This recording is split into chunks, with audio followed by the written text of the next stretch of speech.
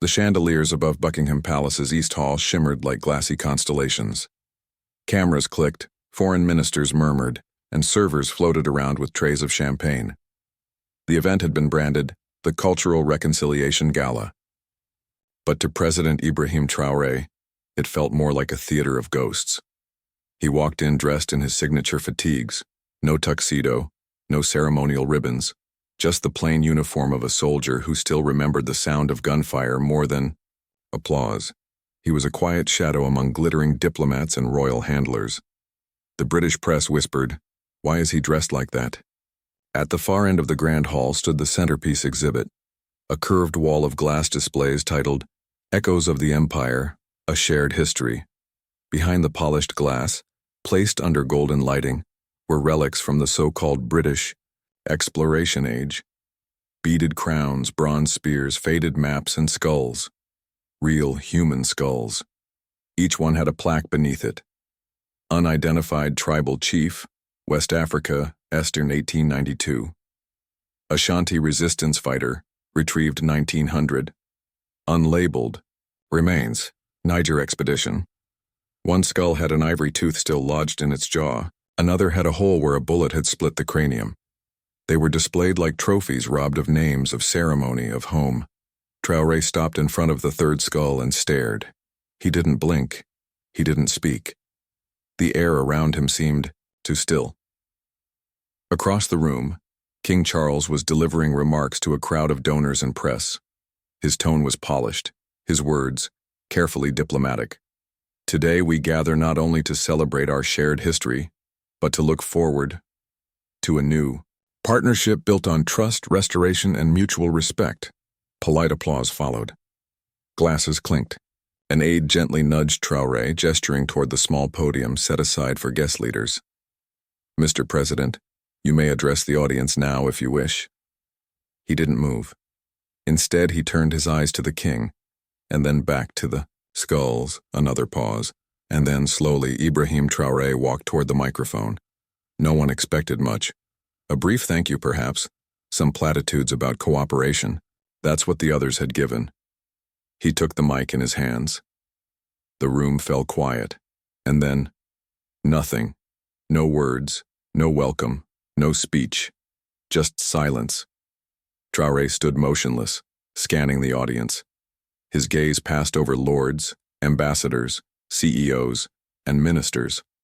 And then, once again, it rested on the glass case behind him, the skulls still grinning in curated death. A ripple of confusion spread through the crowd. The king's brow furrowed. A journalist cleared her throat awkwardly. Someone whispered, "Is this part of the speech?" Still, he said nothing. 10 seconds passed. Then 20. Finally, Traoré stepped back from the mic, gave a slight nod, and returned to his place without a single word spoken. The room erupted into uncertain applause. Polite, hesitant. A BBC analyst later called it a cryptic but meaningful gesture. A Times columnist tweeted, "Traoré power play."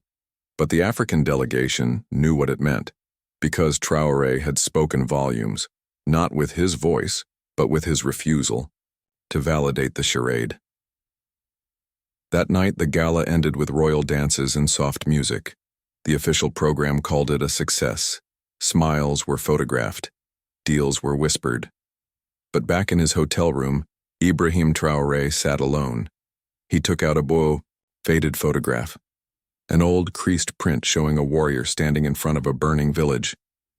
The caption, scribbled in pencil, read, "Chief Ganyama, captured by the British 1892, never returned."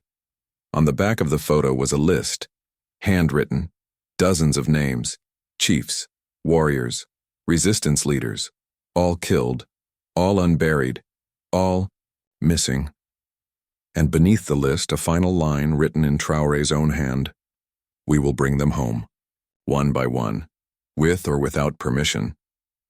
He folded the photo, tucked it into his chest pocket, and stood. There were storms coming, but they would not begin with speeches. They would begin with silence. The jet sliced across the night sky, leaving London's cold formality far behind.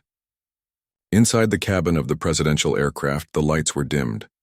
A quiet hum filled the space as aides whispered among themselves and military officers reviewed security briefs. But President Ibrahim Traoré was still.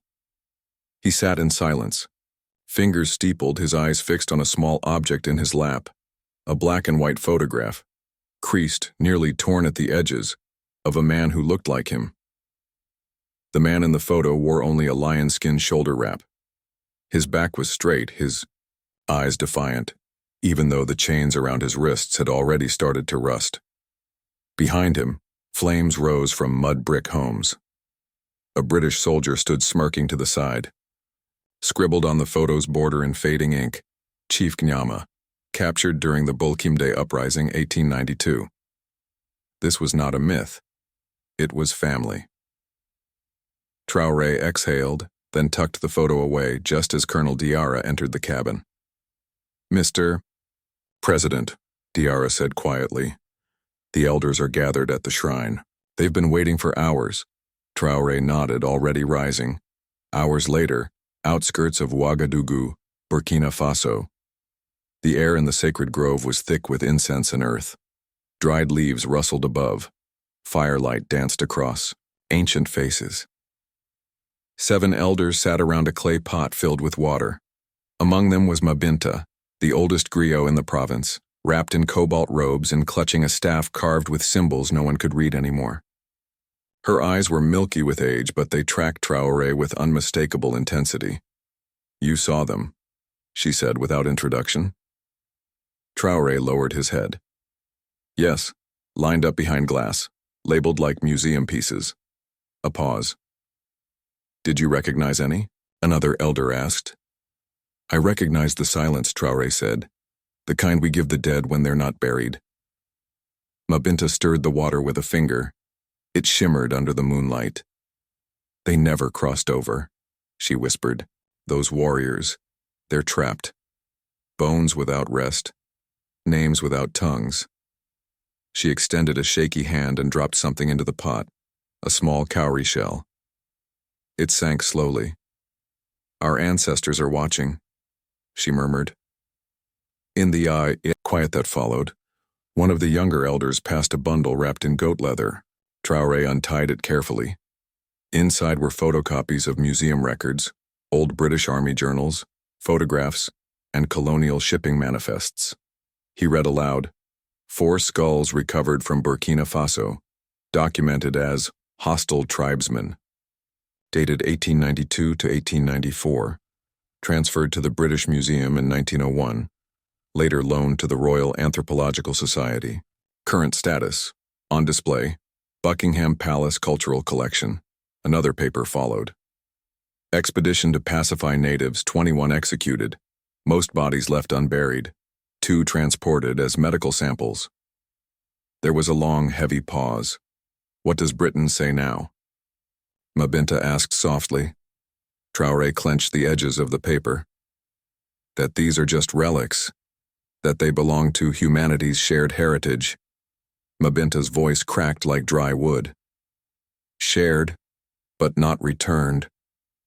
A younger voice spoke up, Alassane, barely 25, one of the new generation griots and a scholar. He'd grown up watching Traoré's rise. He didn't wear robes.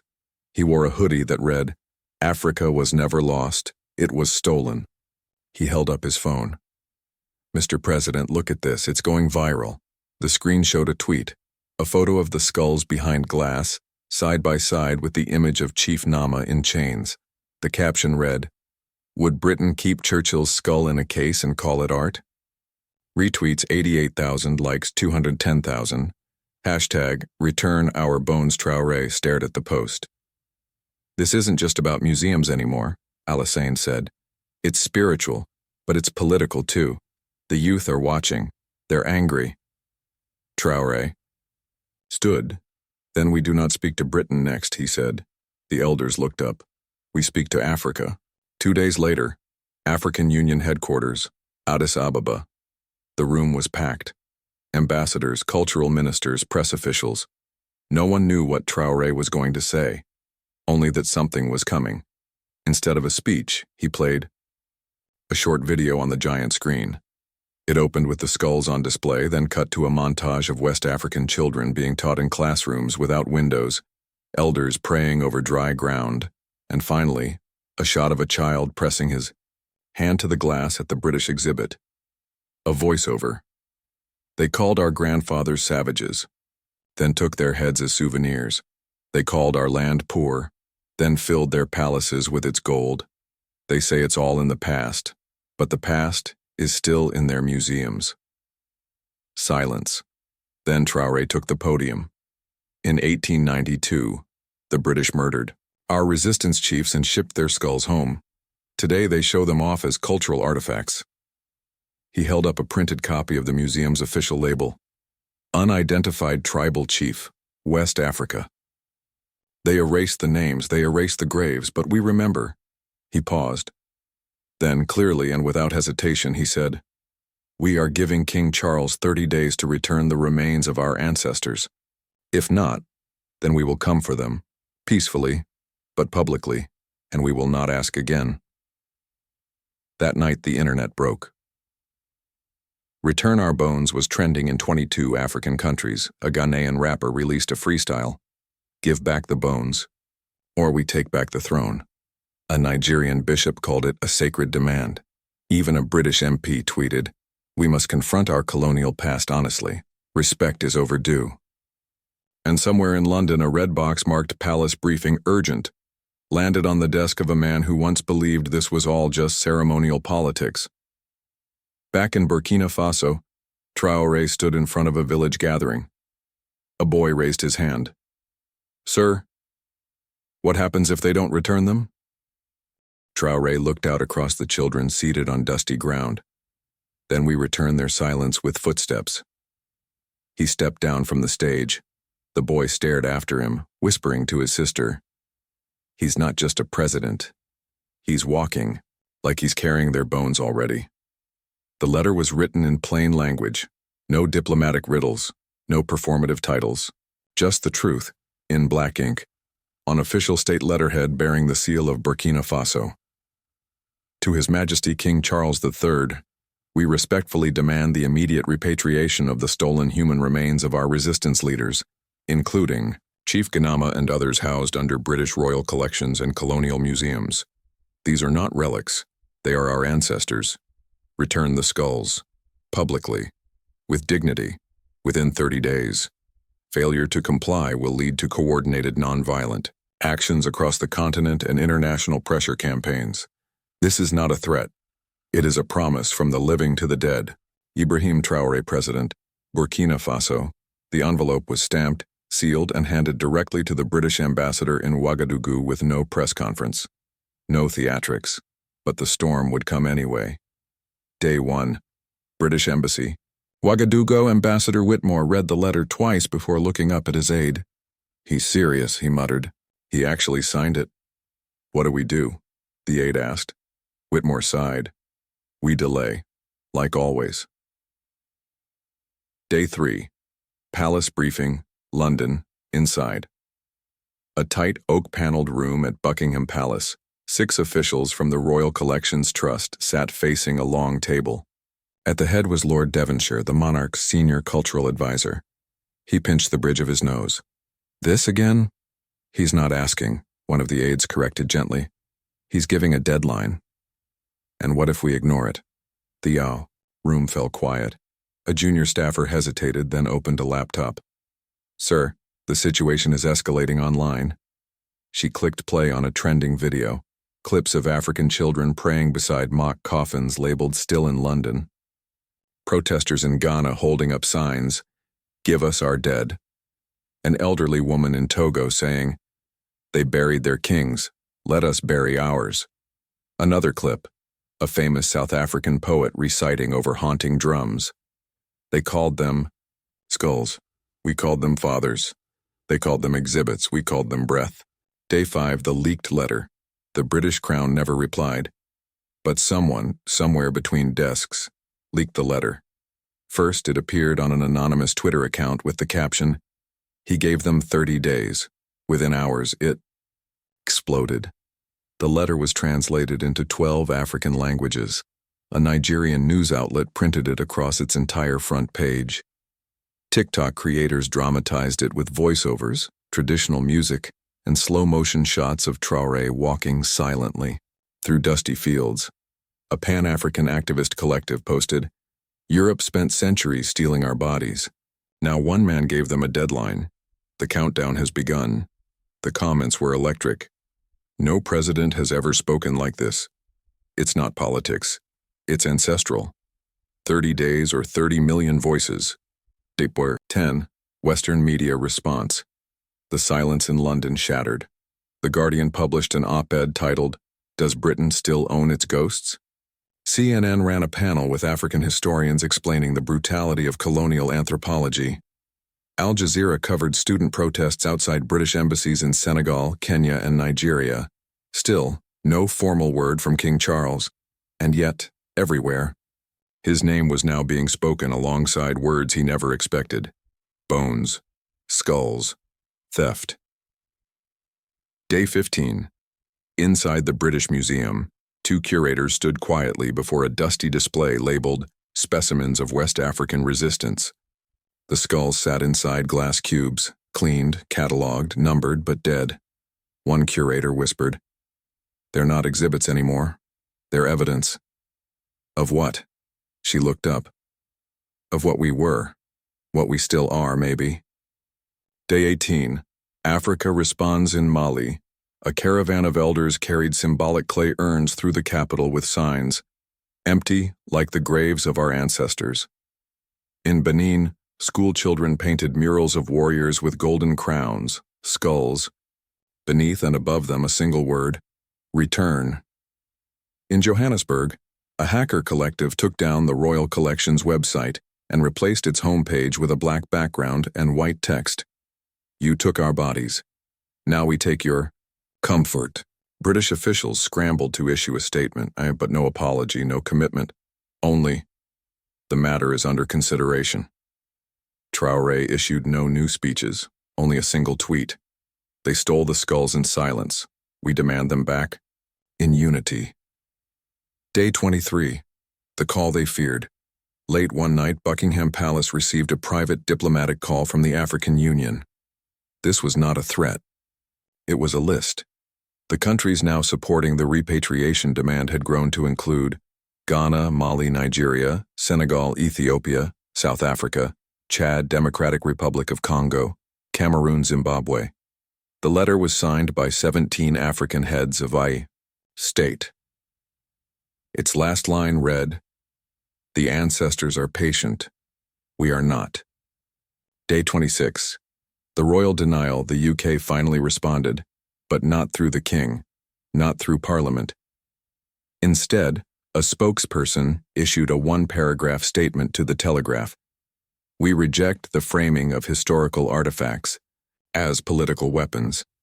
These are objects of scientific study and cultural heritage, preserved under law." Within 3 hours, the response was met with global backlash. One protest sign in Accra read, "They were warriors, not objects. Return, or be remembered differently." Day 29. The Whisper. From the past, Traoré visited a forgotten village, where Chief Ganama's lineage still lived. A woman, his great-granddaughter, offered him a carved necklace that had been passed down through generations. "They didn't take his spirit," she whispered. "Only his skull." Traoré placed the necklace in a pouch, kissed her hand, and said, "Then we will bring it back so his spirit can rest." That night, he went live on national television with a direct message. "Our bones are not decorations. Our dead are not yours to display. We gave you a chance to do what is right. The next step will not be a request. It will be a return." The countdown ticked on. The world watched and the palace prepared. Not for war, but for the weight of a history they thought was forgotten. But Africa hadn't forgotten. Not the chains. Not the ships. Not the skulls. And now, not the silence. Dawn. The streets of Ouagadougou were unnaturally quiet. Shops didn't open. Children didn't go to school. No one honked their horns or played music from dusty radios. A stillness had settled across the capital. not of fear but of reverence. Then came the drums. Low, slow, ancient. From the northern district they appeared, a line of 100 wooden coffins, hand-carved, carried by barefoot men and women dressed in white. On each coffin a single name had been burned into the lid. Some names were famous: Chief Gnama, Queen Tekpa, General Wagadogo. Others were marked only by the word unknown. Thousands poured into the streets to watch. No speeches, no shouting, only silence and drums. At the front of the procession walked President Ibrahim Traoré, head uncovered, carrying nothing but a walking stick carved from ebony and wrapped in a red cloth. Behind him, children carried placards: "We remember their bones, return what you took, empty graves, full hearts." By the time the procession reached the center square, more than 40,000 people had joined, not just from Burkina Faso, but from Mali, Ghana, Senegal, and beyond. It was being live-streamed by over 100 independent African media outlets. And that's when the world finally stopped pretending not to notice. Same day, London, 10:43 a.m. Inside the press room of 10 Downing Street, British officials gathered hastily as screens replayed drone footage of the procession. The image of Traoré walking among empty coffins had gone viral. CNN's live headline read, "A Continent's Funeral, Africa's Historic March for the Dead." BBC's breaking banner read, "Burkina Faso demands return of ancestors. Symbolic burial sparks global outcry." The UK Foreign Office issued a tight-lipped statement. "We are reviewing requests in cooperation with heritage institutions." But by now, it was too late for vague words. Because the image of that first coffin, bearing the name Chief Nama, had already become a symbol far beyond Burkina Faso. Elsewhere in Africa, a fire had started in Nairobi. Youth filled the streets chanting in Swahili, "Mifupa itarudi nyumbani," the bones will come home. In Lagos, artists painted murals of warriors once labeled savages, now haloed with golden crowns. In Addis Ababa, African Union delegates wore black ribbons. A motion was introduced to draft a continental resolution for the repatriation of all African ancestral remains from Western institutions. The movement was no longer just about a few skulls. It was about the wound of colonialism finally bleeding in public.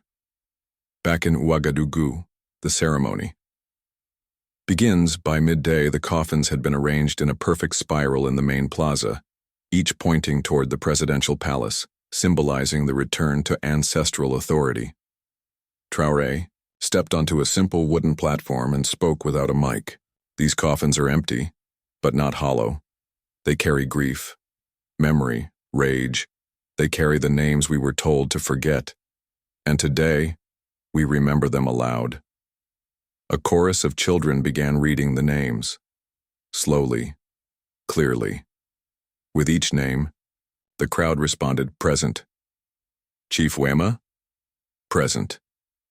"General Sabu?" "Present." "Queen Mama Tekpa?" "Present." Tears ran down wrinkled cheeks. Young men stood holding their fists to their chests. Women swayed gently with closed eyes, whispering prayers to the wind. Then came the final name. The ones without names. "Present." A young girl steps forward. She could not have been more than 9. She wore a hand-sewn white dress and held something tightly in her fist. She approached Traoré with nervous eyes. He knelt to meet her gaze. "My great-grandfather. He died in chains," she whispered. "My grandmother says he never came home." She opened her hand. Inside was a small carved lion made from bone, a family heirloom. "Can you take this to London?" she asked. "Put it next to his skull, so he's not alone?" Traoré looked at her, and then stood, lifting the lion skyward. "This is why we march, not for revenge, not for war, but so that our dead are never alone again." The crowd erupted, not with noise but with a single unified chant. "Bring them home. Bring them home." Social media. Meltdown. Within minutes, images from the ceremony flooded every platform. Twitter. Bring Them Home was trending in 40 countries. Instagram. Artists began creating illustrations of coffins floating back across oceans. TikTok. Emotional montages of the procession scored with tribal drums went viral. One tweet went especially viral. A split image. Left. Chief Ghanama's skull behind glass at Buckingham Palace. Right. The empty coffin in Burkina Faso bearing his name. Caption. In London his head is displayed. In Africa, his soul is honored. Day 30. The final day. No reply had come from the crown. No apology, no movement, only silence. But the silence no longer belonged to the oppressor. It now belonged to the ancestors, and the millions marching in their name. At exactly noon, a new coffin was placed at the front of the spiral. Unlike the others, this one bore no name. Instead, it was painted entirely black with bold white letters, "The one still in London," and beside it a sign, "This one waits." As the fires from the closing ceremony burned low, Traoré sat with his cabinet. An aide approached, phone trembling in his hand. "Sir, a call just came in." "From who?" The aide swallowed. "Buckingham Palace. Directly. They request a private audience. The king wants to speak." They thought time would bury the truth, but the dead do not forget. And silence, when broken, can echo through centuries. One coffin was empty, but it carried the weight of a nation's memory. And now the ones who once marched with muskets march with us still. The world expected a closed-door meeting, private diplomacy, polite apologies, a vague, joint statement. But President Ibrahim Traoré had no interest in rooms with locked doors. So when Buckingham Palace requested a discreet call, Traoré answered with a public stage. African Union Headquarters, Addis Ababa. Invitations were sent to every nation. Seats reserved for elders, historians, spiritual leaders, and students. And most notably, an open chair, symbolically labeled King Charles III, placed prominently before the podium. British representatives declined to attend. But the EISR world tuned in, the cameras rolled. Every major African broadcaster carried the feed. So did BBC, Al Jazeera, CNN, and even reluctant Western outlets now feeling the pressure of global scrutiny. Traoré walked to the podium wearing a simple black sash. No medals, no pomp, only a bay carved necklace once worn by Chief Nama, returned to him days earlier by the resistance leader's great-granddaughter. The room stood in silence. And then he spoke. Today marks 30 days since we asked respectfully that Britain return the skulls of our ancestors. We were not asking for favor. We were not asking for charity. We were asking for dignity, something no crown, no empire, no glass case has the right to deny. He paused, holding up a framed image of the glass-encased skull. This is Chief Ghanama, a father, a strategist, a protector of his people. They murdered him, shipped his skull across the sea, put it in a cabinet, and now they call it heritage. But I say again, this is not a relic. This is our grandfather. The camera zoomed in. His eyes burned with restrained fury. If Britain values its kings, if they cherish the bones of Shakespeare, of Churchill, of their soldiers, then they should understand this. We too cherish our dead, and we do not forget them. Not after 30 days, not after 130 years. The audience, elders, youths, entire delegations, rose in standing silence. We have waited for dialogue. We have waited for justice. But the time for waiting has ended. He reached into his pocket and held up a red wax-sealed scroll. This is an official declaration from Burkina Faso.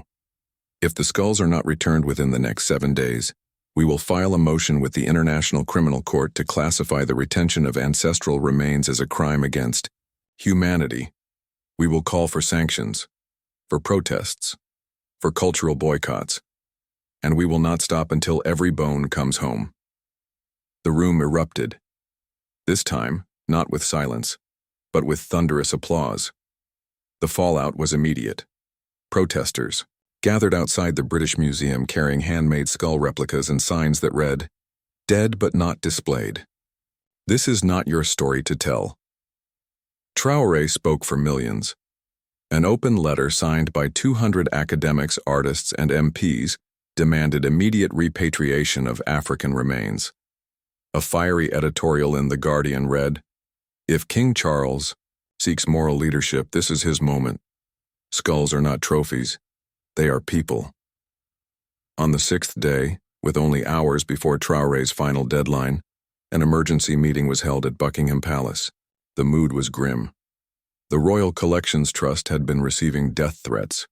2 major African countries had suspended cultural exchange agreements, and the African Union was set to propose a continent-wide withdrawal from all British museum loan programs. King Charles reportedly said, "If we lose the Commonwealth's trust over bone, then we never deserved it." On the 7th day, a plane departed from Heathrow under strict confidentiality, but secrets don't survive the internet. A photo leaked, a Royal military container being loaded with 8 skull-shaped preservation canisters. The caption, "He kept his promise." In Ouagadougou, drums began before the sun even rose. Crowds gathered in fields not to protest, but to receive. The plane touched down just before dusk. Traoré himself met it on the tarmac. 8 wooden boxes were lowered with gloved care, each covered in hand-woven cloth and blessed by priests. Among them, the skull of Chief Gnama, verified by documentation and confirmed by British forensic experts. The boxes were carried in silence to the National Shrine. Under the eyes of elders and ancestors, the remains were finally buried, not in secrecy but in song. Drummers played. Griots recited lineages long erased from colonial books. Children laid flowers made from clay and dust. And at the final moment, Traoré stepped forward and said, "Let the earth hold them. Let their names be lifted. Let their stories return where their bones now rest." Across Africa, headlines shouted, "He brought them home. The bones are back." Burkina Faso rewrites history. In London, a protester outside the palace held up a sign. They thought they ruled over silence, but the lion roared louder. A British teenager posted on TikTok, "He's not my president, but today, he feels like one." Weeks later, King Charles sent a private note to Traoré. It was short. No royal stamp, no gold trim, just handwritten words. History remembers kings for their victories, but perhaps it should remember those who returned what was never theirs to keep. Charles R. Traoré placed it in a drawer and never spoke of it, because for him the only letter that ever mattered had already been delivered. It was written in the dust, in bones, in the silence of glass cases, and now, finally, in the soil. Some men build nations with armies, others rebuild them with memory. The skulls were not just bones, they were a question, and Traoré answered it with fire, silence, and truth. The lion roared, and the empire trembled.